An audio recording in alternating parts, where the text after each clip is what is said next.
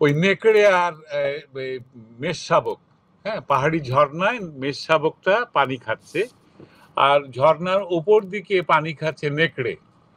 তো মেষ শাবকটাকে দেখে তার খুব লোভ লাগলো, এটা ঘাড় মটকাতে হবে, কিন্তু তার আগে তো একটা অজুহাত দরকার। খামোকা খামোকা একজনের ঘাড়ে তো কেউ লাফিয়ে পড়ে না। নেকড়ে হুঙ্কার দিল, এই তুই আমার পানি ঘোলা করছিস।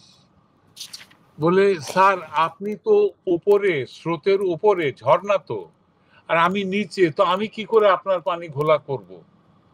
বলছে, হ্যাঁ হ্যাঁ, সেটা ঠিক আছে, তুই করিস, কিন্তু তোর বাবা করেছিল। এই তারপরে তো মেষশাবকের ঘাড় মটকে জি দিল।